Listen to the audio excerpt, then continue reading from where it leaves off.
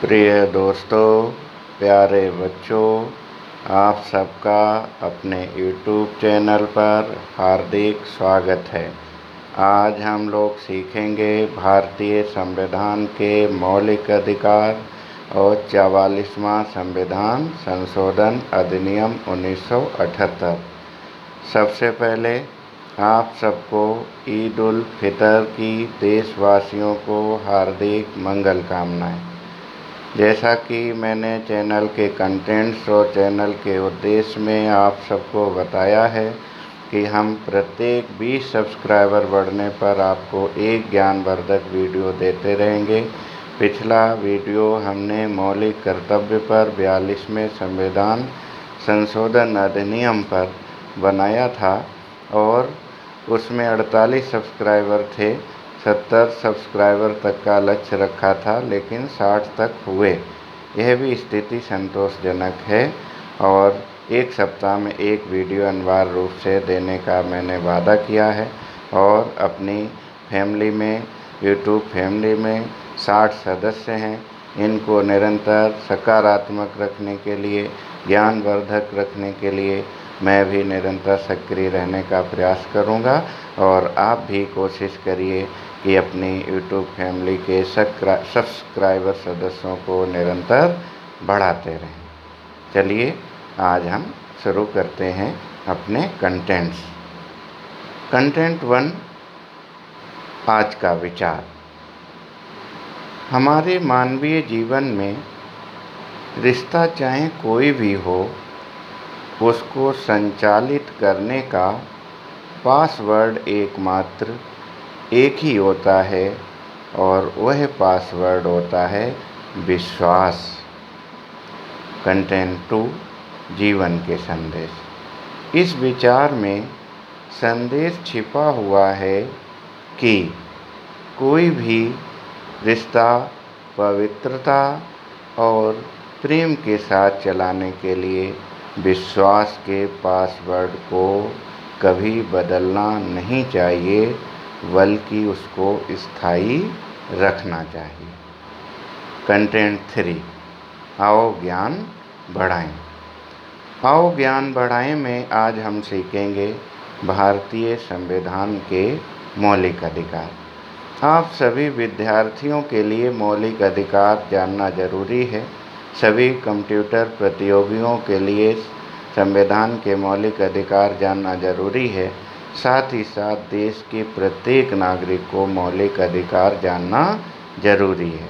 तो हम इतने सरल शब्दों में आपको समझाएंगे कि आपको मैं दावे के साथ कह सकता हूँ कि अगर आप इसको ध्यान से सुनेंगे, वीडियो को बार बार देखेंगे, तो मौलिक अधिकार आपको निश्चित रूप में समझ में आ जाएंगे। तो सबसे पहली बात है कि भारतीय संविधान में मूल अधिकारों की संख्या, जब हमारा संविधान 26 जनवरी 1950 को लागू हुआ था, तब मूल अधिकारों की संख्या 7 थी और वर्तमान में मूल अधिकार 6 हैं। एक मौलिक अधिकार हटा दिया गया। अब आप पहला सवाल जो कंपटीशन में आता है कि मौलिक अधिकार संविधान के किस भाग में है, तो आपको ज्ञात है देश का संविधान लागू होते समय 395 अनुच्छेद, 22 भाग और 8 अनुसूचियाँ थीं। संविधान के भाग 3 में मौलिक अधिकारों को रखा गया है और मौलिक अधिकार अनुच्छेद 12 से अनुच्छेद 35 तक परिभाषित किए गए हैं। अब हम सबसे पहले बात करेंगे, जो कंपटीशन में पहला सवाल आता है कि संविधान के किस भाग को मैग्ना कार्टा कहा जाता है। तो सबसे पहली प्रश्न जो अधिकतर कंपटीशन में आता है, जो संविधान के भाग 3 जिसमें मौलिक अधिकार संरक्षित किए गए हैं, उसको संविधान का मैग्ना कार्टा कहा जाता है। अब हम क्रमवार मौलिक अधिकारों का अध्ययन करेंगे। एक बात ध्यान रखने की यह है कि संविधान के शुरुआत में मौलिक अधिकारों की संख्या 7 थी और वर्तमान में मौलिक अधिकारों की संख्या 6 है, एक कम हो गया। और शुरुआत में जब 42वें संविधान संशोधन अधिनियम 1976 के द्वारा रूस के संविधान से मौलिक कर्तव्य जोड़े गए थे, तब मौलिक कर्तव्यों की संख्या 10 थी और वर्तमान में मौलिक कर्तव्य 11 हैं। यानी कि वर्तमान में मौलिक कर्तव्य एक बढ़ गया है और मौलिक अधिकार एक घट गया है। और एक सवाल पहला यहाँ पे स्पष्ट हो जाए कि मौलिक कर्तव्य कहाँ से लिए गए? रूस के संविधान से, सोवियत रूस के संविधान से। और मौलिक अधिकार कहाँ से अवतरित किए गए? मौलिक अधिकार अमेरिका के संविधान से लिए गए हैं। मौलिक अधिकार और मौलिक कर्तव्य दोनों दुनिया के महाशक्तियों से अवतरित किए गए हैं। अब हम मौलिक अधिकारों पे क्रमवार चर्चा करेंगे। तो सबसे आपको ज्ञात है, पहला सवाल यही है कि मौलिक अधिकार कहाँ पर हैं। तो मौलिक अधिकार संविधान के भाग 3 में हैं और अनुच्छेद 12 से लेकर 35 तक परिभाषित किए गए हैं। अब एक सवाल जो ज़्यादा आता है और जानने के लिए ज़रूरी है, उसको पहले स्पष्ट कर लें कि संविधान की शुरुआत में 7 मौलिक अधिकार थे, वर्तमान में 6 हैं। एक कौन सा मौलिक अधिकार फंडामेंटल राइट हटाया गया है? तो संपत्ति का अधिकार शुरुआत में मौलिक अधिकार था, फंडामेंटल राइट था। उसको 44वें संविधान संशोधन अधिनियम 1978 के द्वारा मौलिक अधिकार से हटाया गया।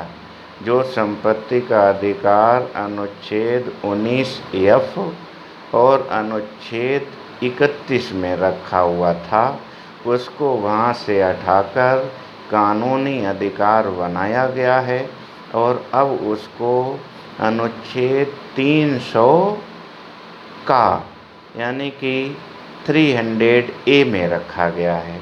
अब वो मौलिक अधिकार नहीं है, संपत्ति का अधिकार मौलिक अधिकार नहीं है, बल्कि कानूनी अधिकार है, विधिक अधिकार है। ये सवाल अक्सर कंपटीशन में आता है कि संपत्ति का अधिकार वर्तमान में क्या है। तो वर्तमान में संपत्ति का अधिकार मौलिक अधिकार नहीं है, बल्कि विधिक अधिकार है, कानूनी अधिकार है। अब हम क्रमवार मौलिक अधिकार पे चलते हैं। तो सबसे पहला है अनुच्छेद 12 और 13, जिसमें राज्य की परिभाषाओं को परिभाषित किया गया है। अब मौलिक अधिकार शुरू होगा अनुच्छेद 14 से। तो पहला अधिकार है समानता का अधिकार या समता का अधिकार। तो समता का अधिकार आपका अनुच्छेद 14 से 18 तक परिभाषित किया गया है। इसके बाद आएगा स्वतंत्रता का अधिकार। स्वतंत्रता का अधिकार अनुच्छेद 19 से 22 तक परिभाषित किया गया है, यानी कि हर नागरिक को स्वतंत्रता प्राप्त है। तो अनुच्छेद 19 से 22 तक परिभाषित है। शोषण के विरुद्ध अधिकार। शोषण के विरुद्ध अधिकार तीसरा मौलिक अधिकार है और अनुच्छेद 23 और 24 में इसको संविधान द्वारा परिभाषित किया गया है। इसके बाद चौथा मौलिक अधिकार है धार्मिक स्वतंत्रता का अधिकार। इसको संविधान के अनुच्छेद 25 से 28 तक परिभाषित किया गया है, यानी कि संविधान और देश का कोई धर्म नहीं होगा, बल्कि प्रत्येक नागरिक को धर्म की स्वतंत्रता होगी, आज़ादी होगी। तो इसको 25 से 28 तक परिभाषित किया गया है। पाँचवा मौलिक अधिकार है शिक्षा और संस्कृति संबंधी अधिकार।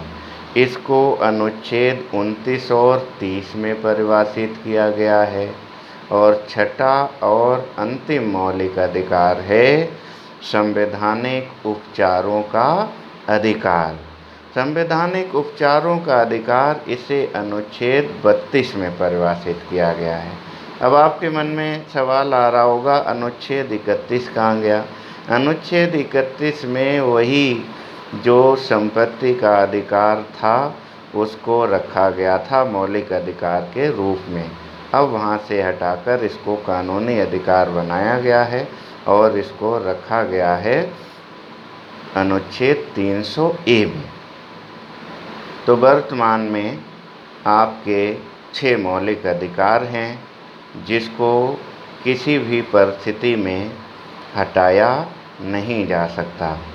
केवल राष्ट्रीय आपातकाल की घोषणा देश के राष्ट्रपति के द्वारा जब की जाती है तभी केवल मौलिक अधिकार निरस्त होते हैं, निलंबित होते हैं। उस परिस्थिति में भी एक हमारा जो मौलिक अधिकार है जो अनुच्छेद 20 और 21 में परिभाषित किया गया है।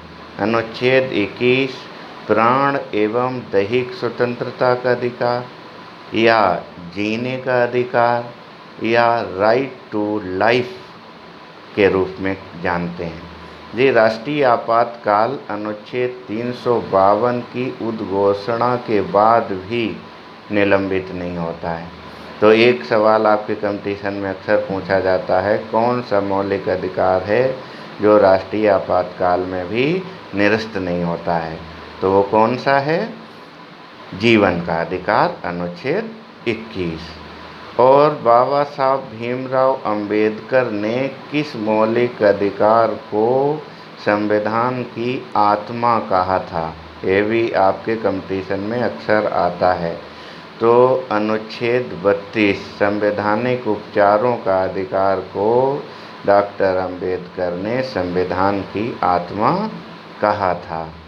अब आपके लिए एक बात और जानना जरूरी है कि अनुच्छेद 21A में जो आपका एक RTE जो मौलिक कर्तव्य था वो भी उसमें शामिल किया गया है, वो भी जानना जरूरी है।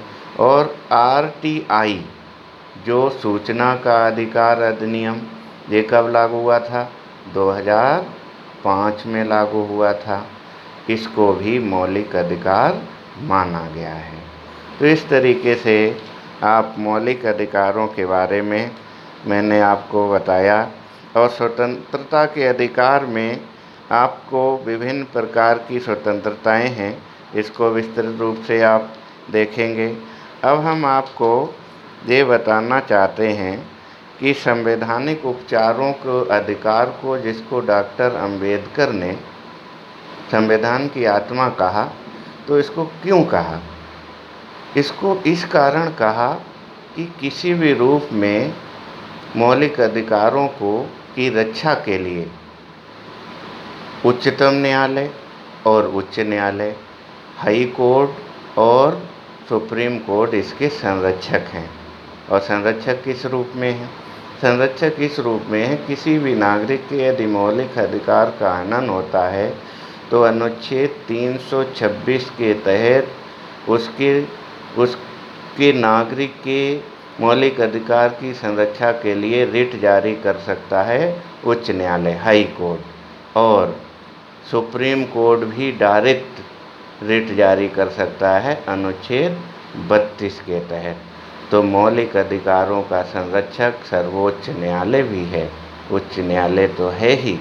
तो इस तरीके से अनुच्छेद 32 को जो संवैधानिक उपचारों का अधिकार है इसे संविधान की आत्मा भी कहते हैं।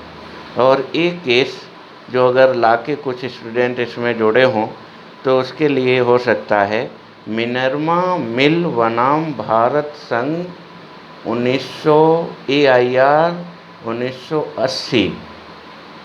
इसमें माननीय सर्वोच्च न्यायालय ने स्पष्ट कर दिया था कि मौलिक अधिकारों के मामले में केंद्र सरकार या संसद किसी भी रूप में संशोधन नहीं कर सकती जो संशोधन का अधिकार अनुच्छेद 368 के तहत संसद को प्राप्त है, वो ऐसा नहीं है कि मौलिक अधिकार में संशोधन कर दिया जाए। तो जे मिनर्वा मिल बनाम भारत संघ AIR 1980, ये भी आपके ध्यान रखने के लिए केस है कि इसमें संविधान के मौलिक अधिकारों की संरक्षा सर्वोच्च न्यायालय ने यहाँ तक कर दी कि किसी भी रूप में मौलिक अधिकारों में संशोधन नहीं कर सकती भारतीय संसद। तो मुझे भरोसा है कि मौलिक अधिकार को मैं समझाने में आप सफल रहूँगा। अगला वीडियो हम बनाएंगे भारतीय संविधान की अनुसूचियाँ, उसको समझाने के लिए। और आप लोग अति शीघ्र अपनी यूट्यूब फैमिली को बढ़ाइए। अगले 20 सब्सक्राइबर पर हम आपको नया वीडियो देंगे। जिस सब्जेक्ट पे आप बताएंगे कमेंट बॉक्स में, उसमें देंगे। और अति शीघ्र 80 सब्सक्राइबर होने पर मैं आपको नया वीडियो दूंगा, या अगले सप्ताह ज़रूर दूंगा। Okay, take care, follow lockdown, bye bye.